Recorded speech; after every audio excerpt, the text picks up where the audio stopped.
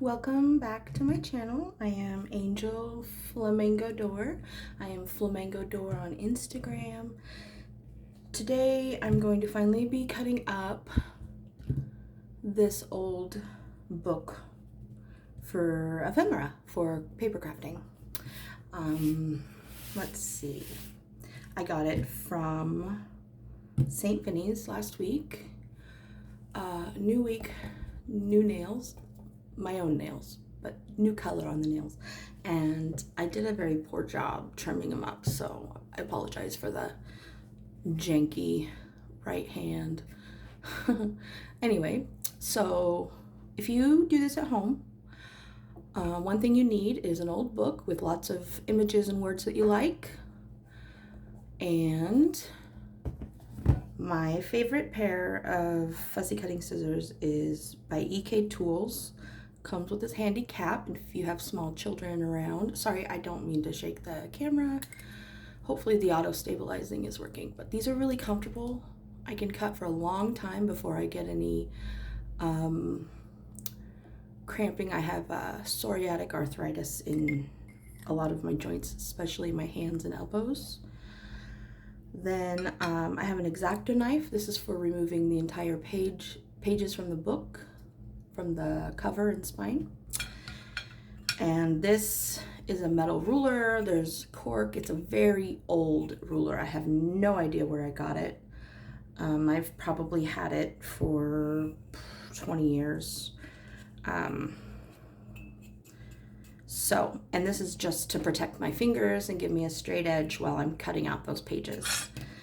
This is just my plate that I got from Dollar Tree that I really like the pattern of, and I'll probably be using it a lot in my videos to kind of put things that I'm finished with, like embellishments or whatever. It's like just a display, so it's not really important.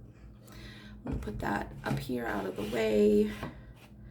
I might have to go this way. Okay, so let's dive right in. Let's see, open the book. Wow, I thought I gave myself enough room.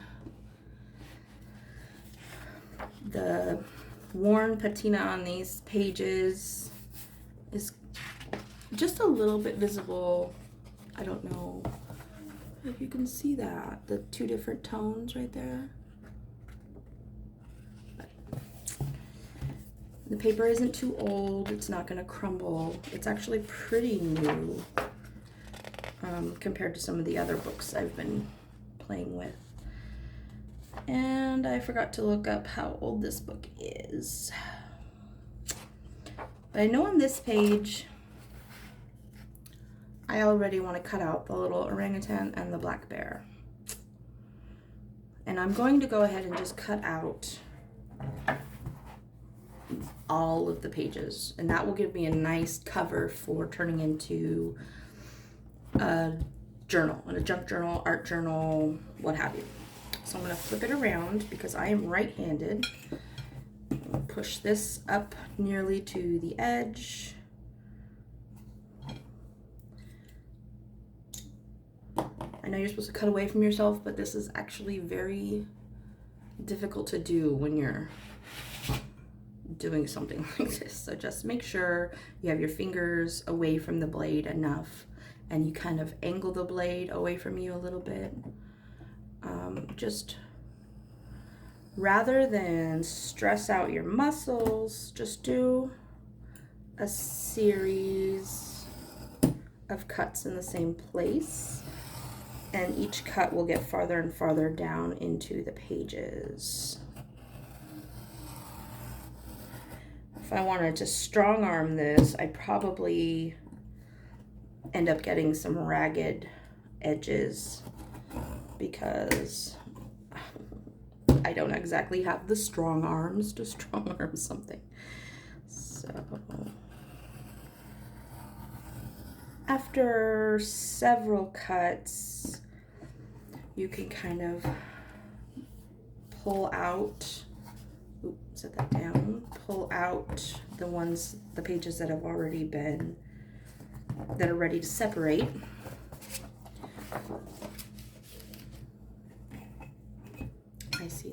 photographs, some words like what the clues mean. Yeah, I can read upside down.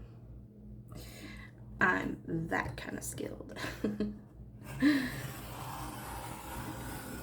What the clues mean, that would be an interesting topic for a journal page. You've got some expository writing to do from your brain. I do all kinds of writing if I'm doing that kind of journaling.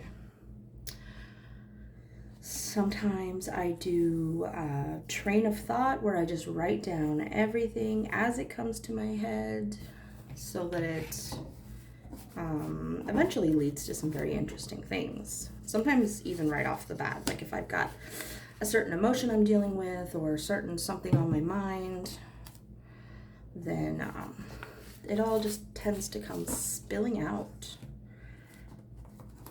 that way. My nephew is, I don't know if you heard it, but he's in the bathroom. And now he's running to go play video games.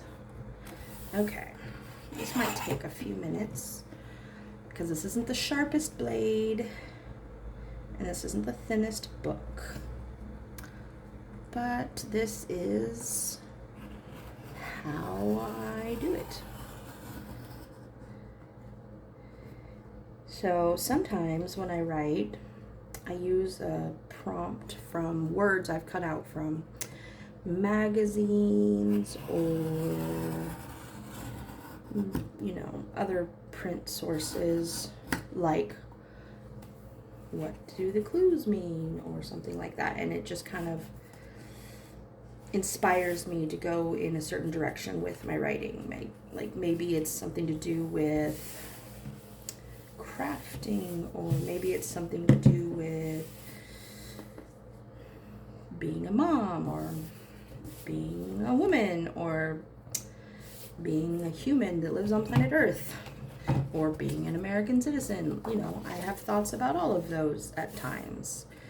Not all of them are negative, not all of them are pleasant, but writing down things in a journal just kind of frees up some space in your brain to deal with the bigger things. It also makes it so you don't feel like you have to remember everything, which is seriously one of the biggest contributors to my anxiety, is just feeling like it's all in my head, not made up, but it's all stored in my head. Like, I've got to do this, and I've got to do that, and I've got to get this done, and I've got to call this person, and I've got to fill out these forms, and I've got to make this deadline, and I also have to get groceries and somehow manage to be creative and be attentive to my children, and writing things down seems to help me. I write down appointments, I write down things to bring up in my next appointment, things like that. So I do keep a planner. It looks different than, it looks different throughout the year even. Sometimes it's a bullet journal, sometimes it's a passion planner, sometimes it's just the calendar app on my phone. Seasonal depression is real, and it affects me differently in each season. So, almost like I have seasonal depression in the winter, and I'm getting closer and closer to manic tendencies in the spring, where I want to tackle all the jobs and make all the plans. I don't know. But anyway, sometimes I don't really want to journal, but I still want to write something. I used to do art journaling with like paint and inks and splatters and collage and things like that. And sometimes the words I would use were a quote from a song I was digging that time, or something I wrote down that jumped out at me from a book I was reading. I kept a commonplace journal, which is just a place to write down all that stuff. Or if I couldn't find that at the time, I would write it on an index card or something. And sometimes they were funny, and sometimes they were just worded very curiously that made me stop and think and take note of the sentence structure. And sometimes it just felt meaningful, like it was written for me or speaking to my soul. So I would make those words the writing or like the title, and I wouldn't do any extra journaling. And let's see, what other kinds of writing have I done? Obviously lists, like, top 10 reasons to never wear skinny jeans again, or 6 reasons why ice cream is my favorite food group. I don't know. Different things. Some of it's fun and some of it's more serious. I'm trying to stay away from the really controversial topics as much as possible, but, I am, like I said, a human being that lives on this earth, and I do not try to stick my head in the sand. I do unsubscribe from most news sources just because, like I said, I do have anxiety and depression, and that stuff tends to send me right back into my shell. So this harvesting ephemera thing, especially from an entire book, it is a lengthy process, so this video might actually be in multiple parts. I definitely cannot take care of a whole book in one sitting. So once I get these pages out, I like to just start from the beginning and go page by page. Some people might want to just dive right into their favorite section, or maybe you're only looking for certain things and you don't want to cut out the entire page. You can take this X-Acto knife that you've pulled out and just do a couple of cuts on the page to remove the page you're working with. Or you could even just take the scissors and cut, and then just leave the rest of the page attached. You get some really wonky books that way. But it also keeps the rest of the pages contained. So there's something to be said about that. But I'm more like a factory worker in that I like to do all of one step before moving on to the next step, most of the time. Not always, most of the time. So I will mass produce ephemera by cutting up an entire book. But the ephemera obviously isn't going to be all the same.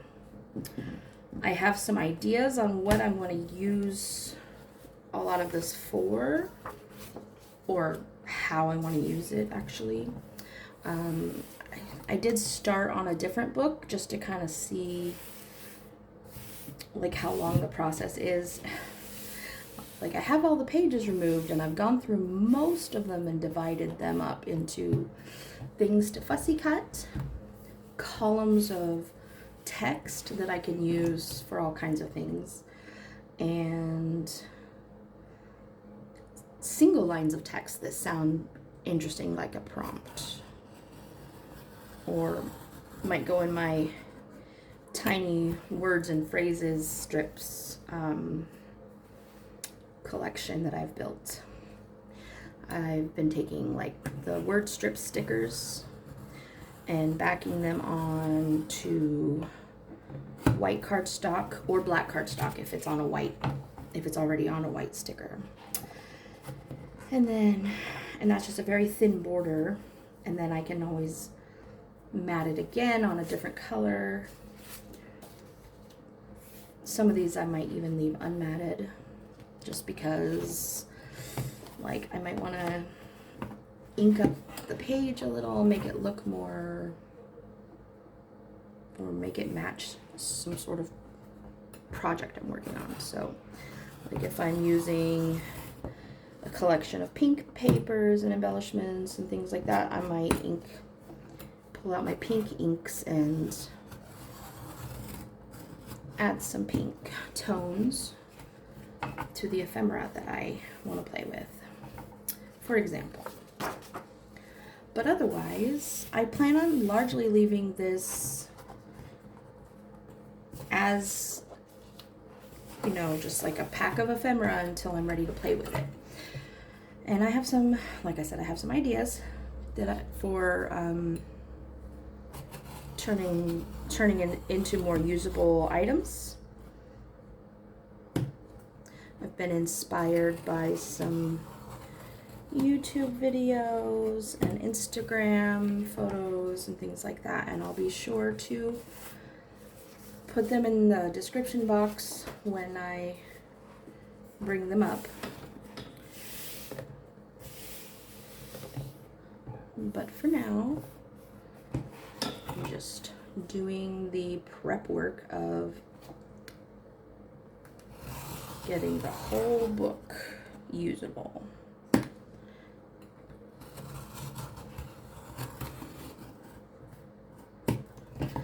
Now, when I do decide to turn this cover into a journal, I probably will not leave it as is. I've got to cut out this section to put new pages in, and that's a whole process.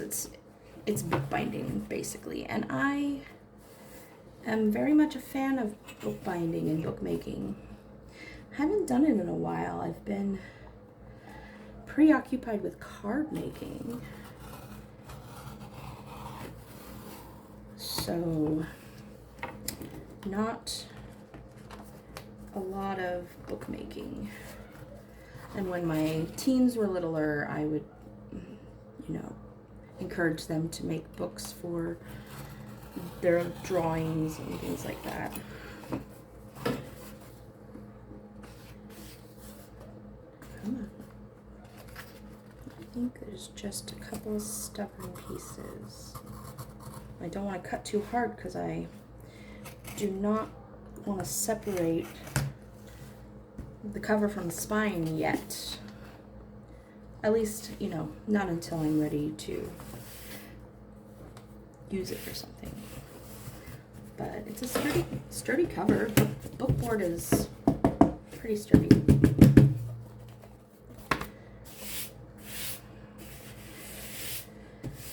My daughter was over here over the weekend and used this desk for, I don't know what, but there's pencil marks and pen marks. And then I just made these cut lines. I'm already gonna have to pick up something else. So, this is the cover. It's all emptied out. I am finished with the X-Acto knife. From here on out, I will just be using scissors and my hands. I thought I'd get another end paper. Did I mix it up? I may have. Oh. Well, yes I did. Okay. So the end papers are going to be great for stamping and collaging. It's thicker than regular paper, maybe, but it's thinner than cardstock, and it's a little more porous. So I'm going to save the blank end papers for collaging. So let's bring that plate back in a little bit. Put it this way now. So I'll put both of them in there. Okay. All right. So on the back of page 1, There's this big block of text, but I really want this and this. Maybe the 2. I really like that 2 as well. So I'm just gonna roughly cut around it for now and put it in a pile to fussy cut. I'll fussy cut a few pieces out just to kind of show you how I do it, but like I said, this video will probably be in multiple parts, so you'll probably end up seeing me do that anyway. Maybe I'll keep the whole volume 2 section for now.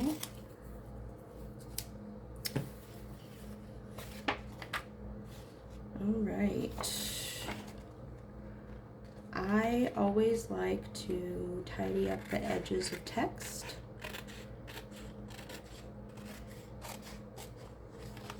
I can imagine using this as part of a collage or stamp on it,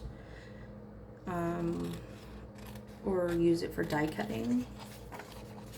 Die cut some, oh, I don't know, a dress for a paper doll, or hearts or flowers, or something that I can use in lots of ways, maybe for labels or tickets or something like that.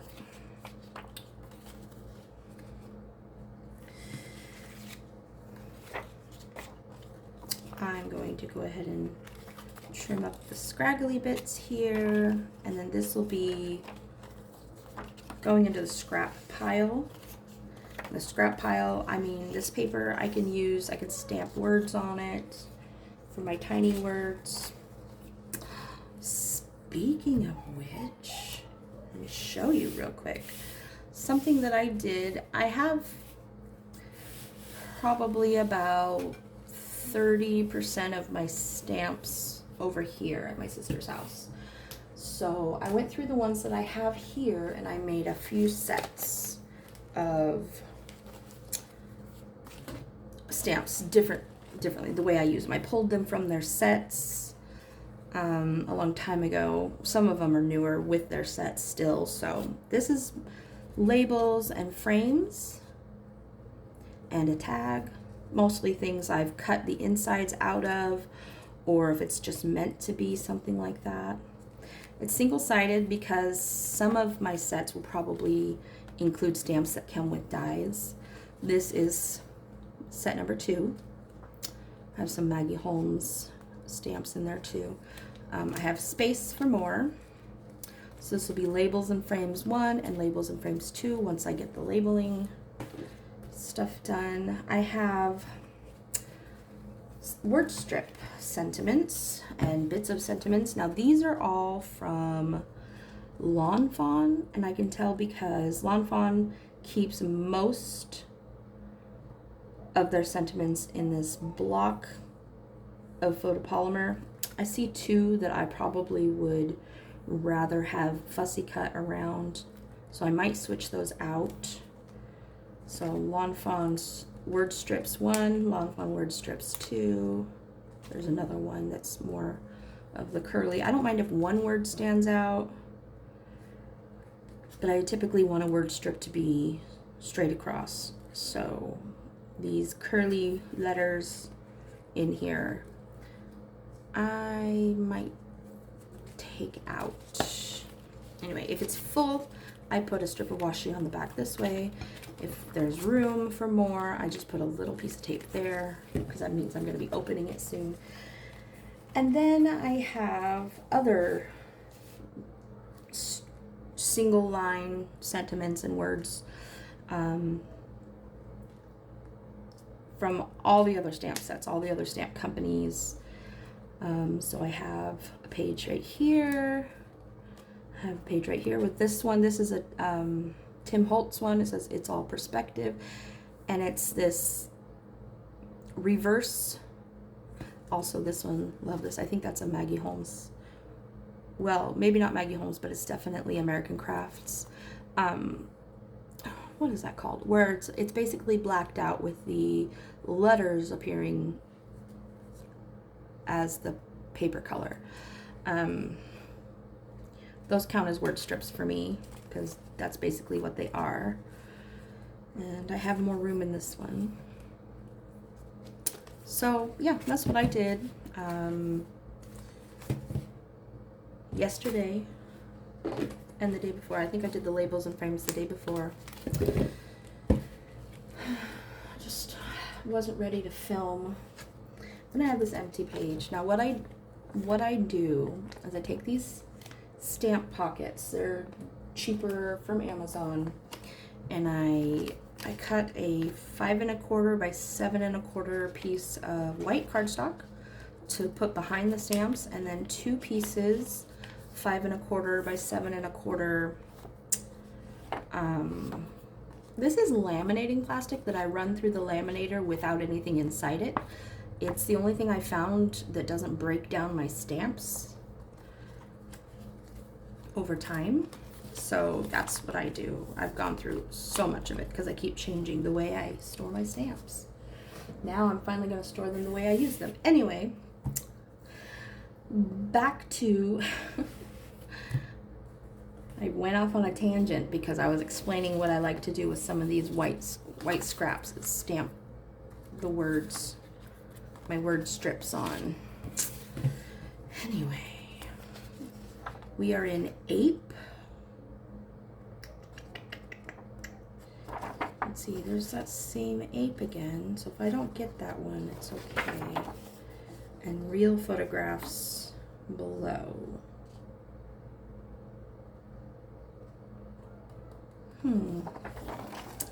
Well, definitely these ones won't be interfering with those. Sometimes I'll take the pieces that have interesting images on both sides and set it aside, but I decided I didn't actually like that, saving them for the end.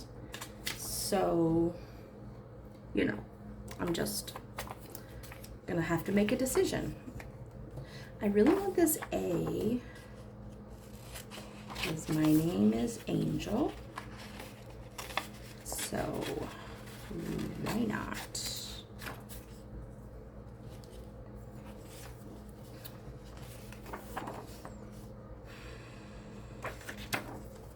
Well, I know this image doesn't interfere with this one, so I will go ahead and just separate the columns.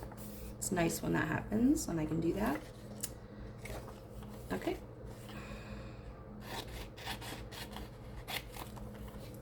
Save that fussy cutting.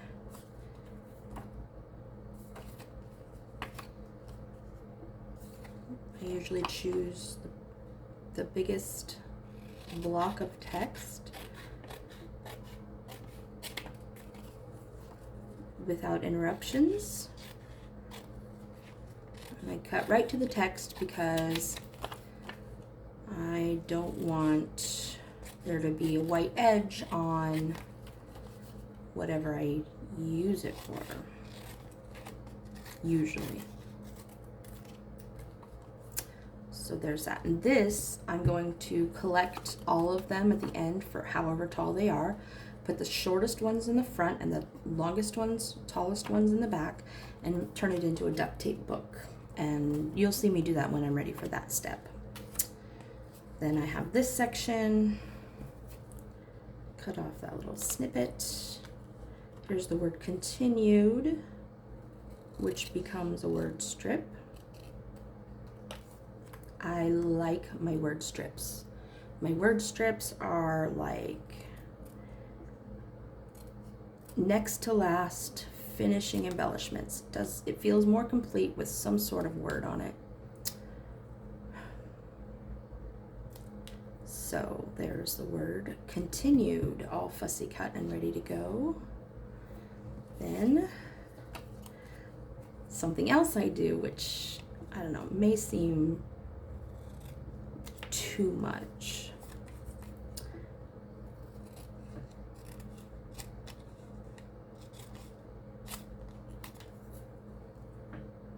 Let's see. I'm trying not to rush through because I don't want to cut myself. So what I'll do, any sections like this that is less than 4 complete lines or less than, you know, interrupted by something I cut the lines apart on whichever side seems to have the most interesting words. I'm a little shaky. I don't know why. I think I need to drink more water for sure, but I don't know if that's related or not. Okay.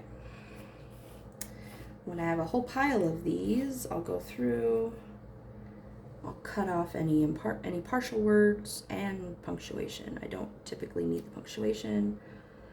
As the animal's head. Very interesting sentence segment. And sometimes I like it, sometimes I don't. Let's see. Heard for great distance. Okay, well, that's not a complete word.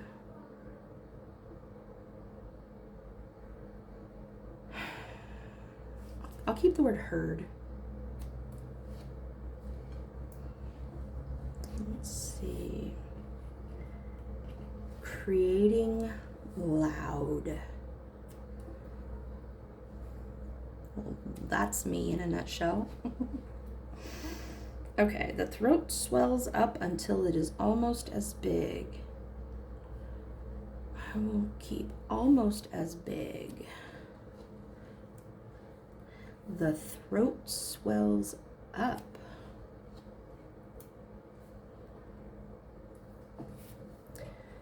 Okay. Put these down. White strip.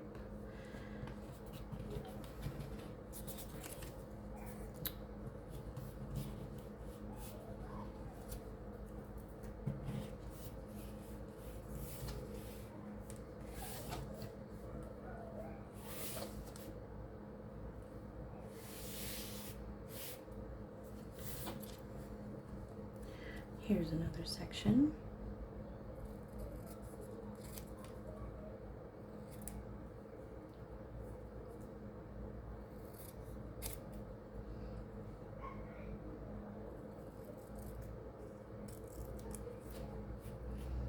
Okay, shorter and lighter.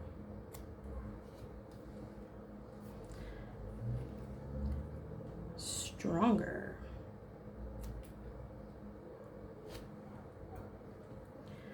On the ground.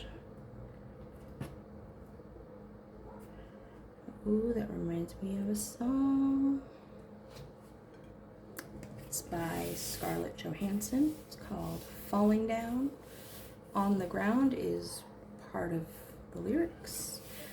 I named my car Scarlett, and I put my playlist on shuffle, and that song comes up quite a lot, almost as if my car likes it because the singer has the same name. I really like this one better than the other one because I already have a photo of that chimpanzee. And then this is more than 4 lines of text, and it's a block. So, oh, that one is a block too.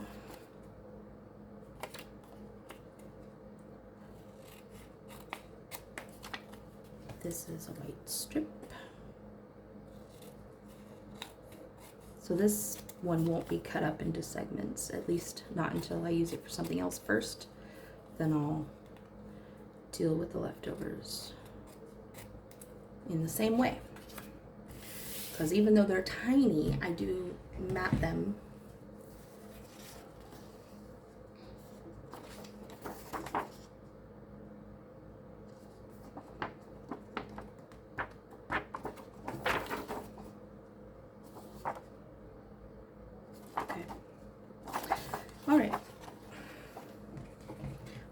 Appalachian Mountains. Let's cut off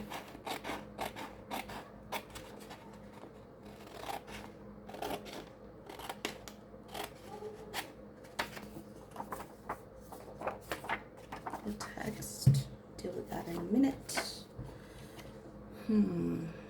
I could pull up my paper trimmer just so this has a straighter edge. Yeah, I think I'll do that. The paper trimmer I have here at my sister's is the swing line one from Walmart for $20 or $30. I don't know. It was very affordable when I really needed a paper trimmer here. So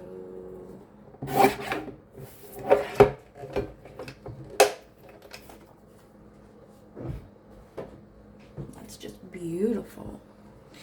I can use that for die cutting or cutting a shape out of, or as a backdrop.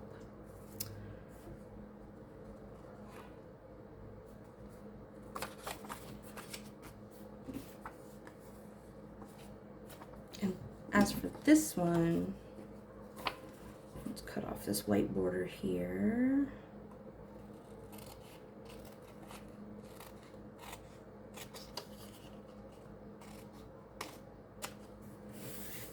Put that in the strips. I really want this map section as a separate piece. So there's a smaller piece of that.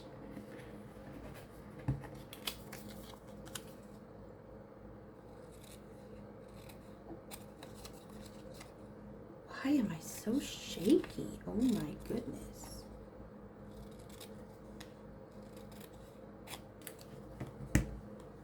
There. I actually live over on the West Coast, the left coast, Pacific Northwest, but I still love the look of maps. One day I want to visit every single state and actually see parts of the state, not just drive through it. I want to stop and look and stay, visit. Okay, back to this. This is 2 columns of text, and that's what it's going to stay as.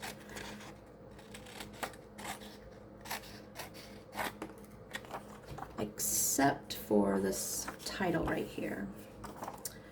The word mountains is begging to be its own word strip.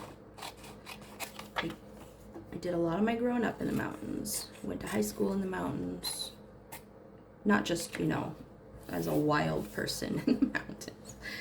In towns, small towns in the mountains. In California. Nowhere near the Appalachian, but that's why I'm keeping the word mountains. Not the whole thing. Maybe one day I'll visit the Appalachian. I don't think I'll ever be the kind of person to climb Mount Everest or hike the Appalachian Trail or any of those extreme outdoorsy things. But I did really enjoy letterboxing when I had my family going with me, more like I dragged them.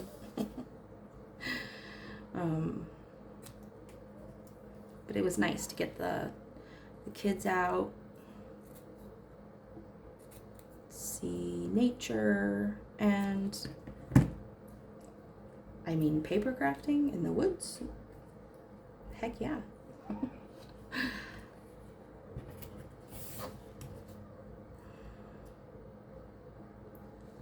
Outside skin, if you cut well.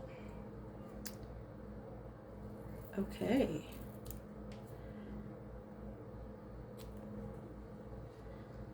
Outside skin, if you cut These are some very unusual things, but honestly, I think I could make them work. You know what? I'm gonna go back to these and finish them up. So these are finished enough.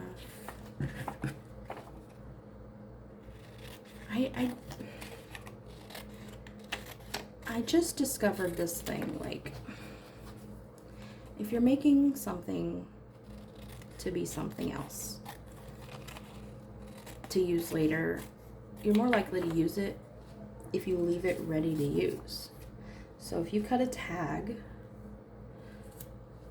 punch the hole in the tag, tie the ribbon on, or if you know you want to match that to something, leave the ribbon off, but punch the hole in the tag so that it's ready. If you're cutting something up, make sure it's ready to grab and go. Otherwise, it's just going to sit there waiting to be trimmed up for who knows how long. So there's my gorilla.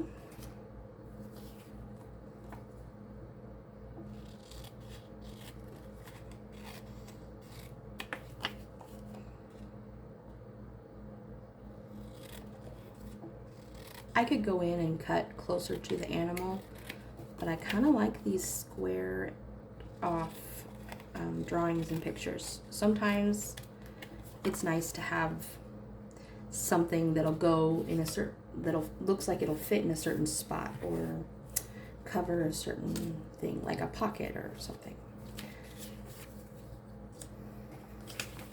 This is kind of how I want it to be for now. So I think I'm going to be punching shapes or something out of it.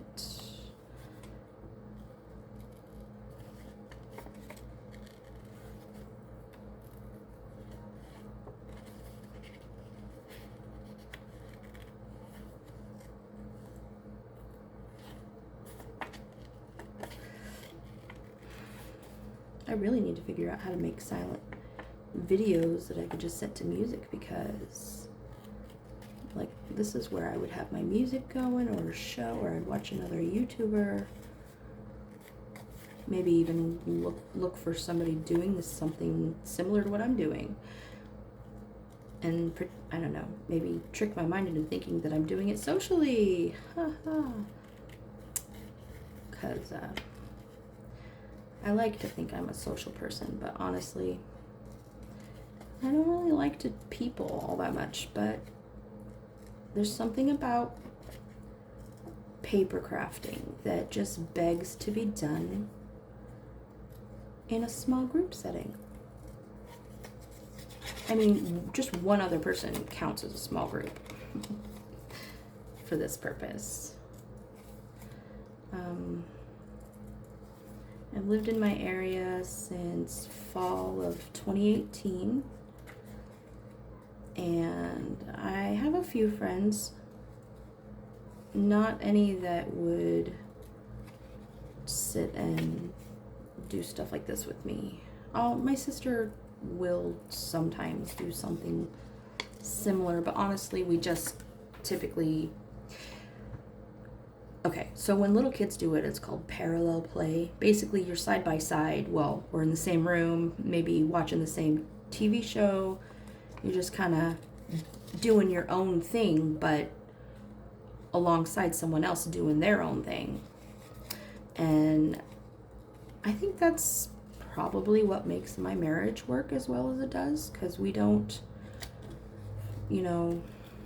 have to be doing everything together. We can be doing our own thing, but at the same time, even in the same room, side by side sometimes. And we don't get upset if, I don't get upset if I know my husband doesn't want to go to craft stores with me most of the time, but doesn't mind it occasionally. I'll occasionally go look at plants with him. I'm not a plant lover. I'm sorry. I'm just not. I am a nurturer, and plants do not give me an emotional response that I am engineered to look for, like in animals and children. So, I mean, obviously I know plants are important and they taste good, like most of them. But I sometimes just don't see the point of them. Like, I have a whole jungle in my living room, but none of those plants produce food that I can eat.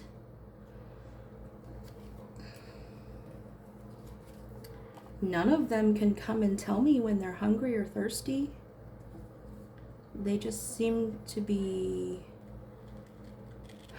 homes for spiders. At least that's what I think of, because I have a little touch of arachnophobia. And my husband, on the other hand, he loves them.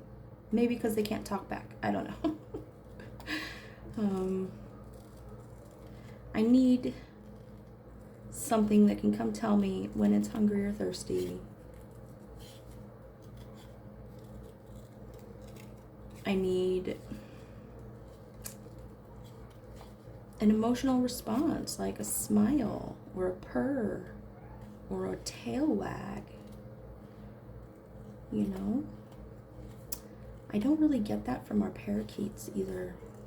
They're just skittish and don't really like to be bothered.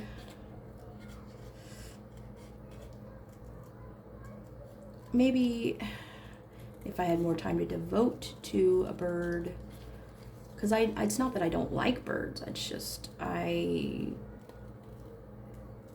have 2 bird roommates that tend to keep to themselves, and well, they're my husband's birds. But they're noisy and they're messy, and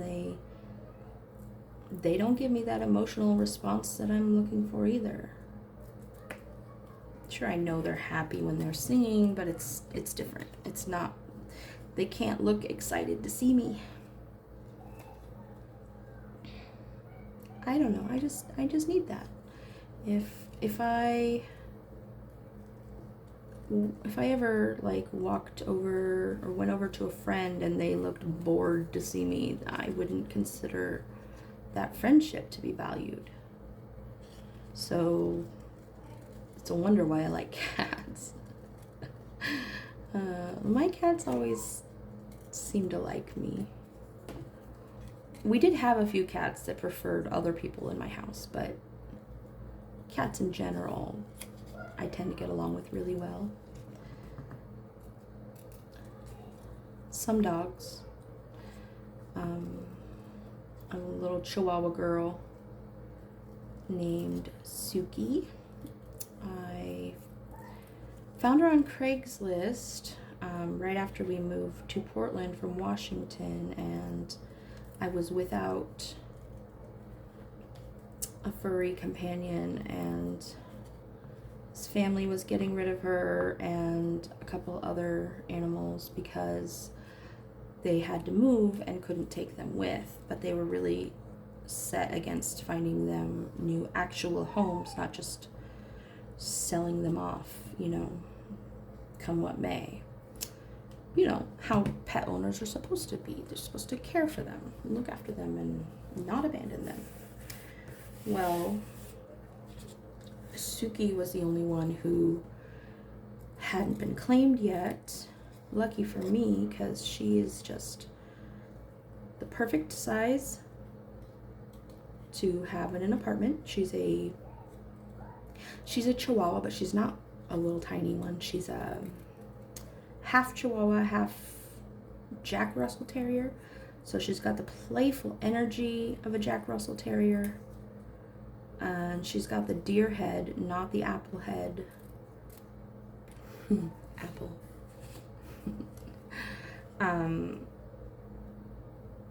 she doesn't shake and shiver nearly as much as a full Chihuahua would. She's also getting really old. She was 3 when we got her, and that was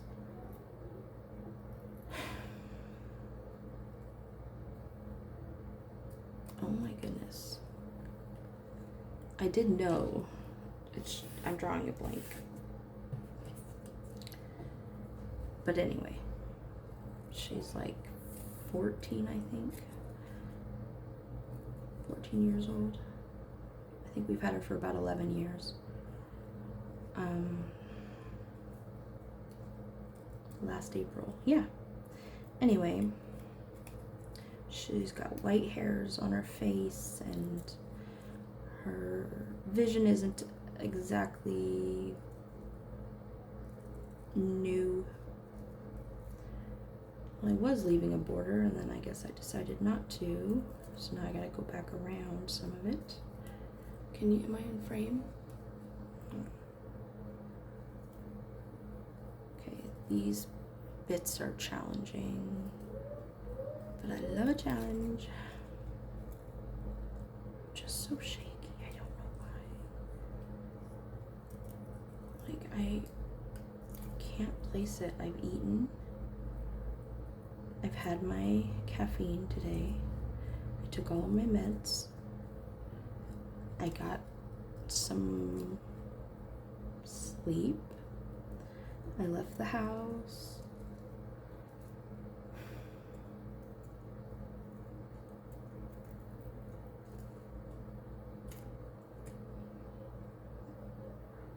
I just can't figure it out.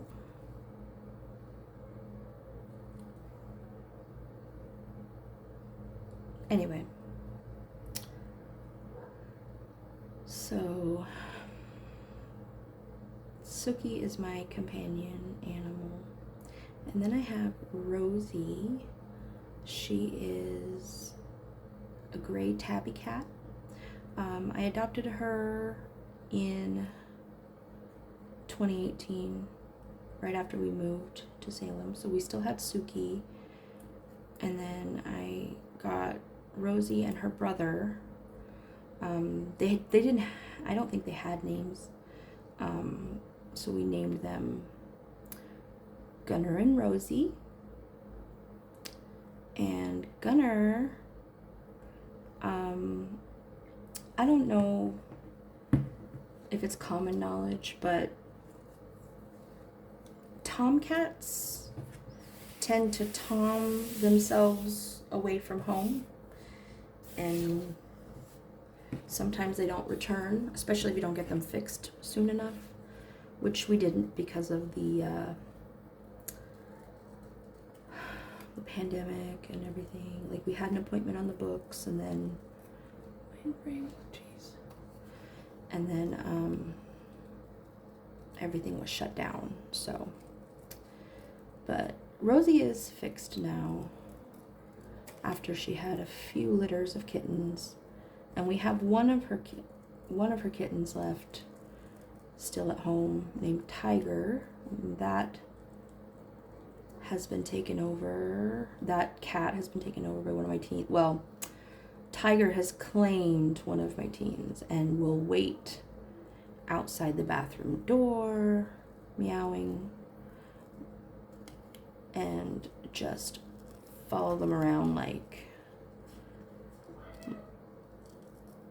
it's her job. And she does not get along with her mother.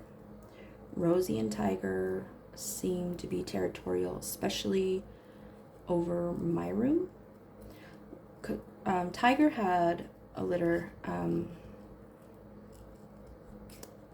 2 litters this year. One of them didn't survive. One of the whole litters didn't survive. The other one, 2 of the kittens survived, and we found homes for them. But anyway, when Tiger was pregnant, she liked to come into my room and claim it as her territory because it was the mom room because the human mom was in there, and Rosie was in there when she was pregnant, and she was the mom. And so Tiger did the same thing. And Rosie stopped coming in for a while because Tiger wasn't moving. I also don't know if it's common knowledge, but female cats tend to get meaner with each litter they have. So really try to get them fixed as soon as possible. Get your toms fixed so that they're more likely to stay home, and get your females fixed because they will not keep their sweet disposition if they have to deal with children. I don't know. It's understandable. But still. Yeah, so Rosie likes to sleep on me. I mean, if I'm not home, she'll choose someone else. But she also tends to use her claws to hang on so she doesn't fall while she's sleeping. So she wakes me up a lot. And she's tolerant of my youngest. My youngest has no interest in animals except for when they're in his way. And then he just wants that to change. He's all about the alphabet and coloring. So Suki and Rosie do get along quite well. Tiger's kind of mean to Suki, which is awful really, because Suki is just the sweetest and wants to be everybody's friend. Everybody's friend, even the mean dogs who are threatening to bite her head off. She's like, oh, you want to play, friend? Anyway.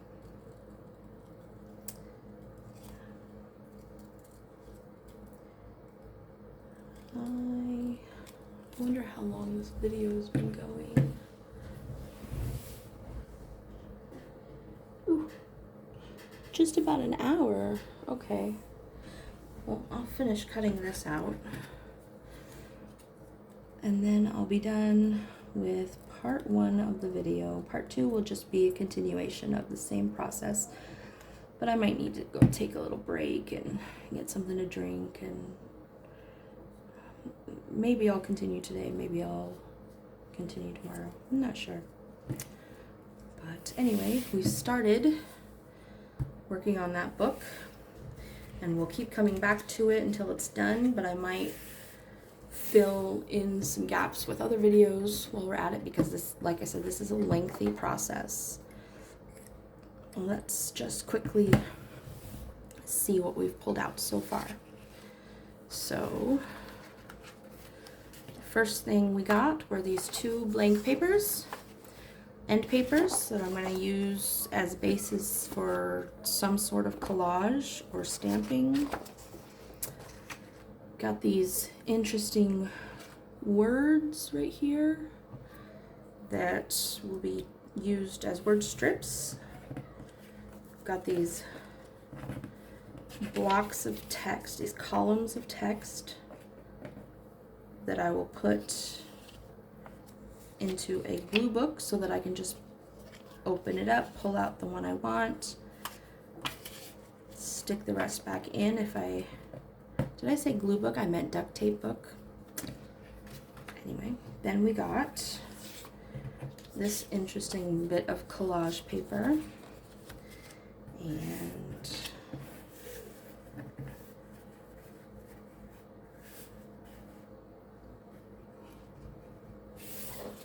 yeah, let's just use this plate like I originally planned it for. Oh, sorry about that. One of my lamps turned off. It has a timer of about an hour. So we got a 2 chimpanzee and a orangutan. and an A, a black bear, and this chimpanzee. So I still have these over here to cut into for individual words. There might be a couple, I don't know yet, but I'm not going to dismiss them until I've looked at them. And that is all for today. Thanks for watching. If you have any questions or would like to see something specific, like maybe the way I fussy cut or what I want to use these for, just leave me a comment and I will see what I can do. Bye.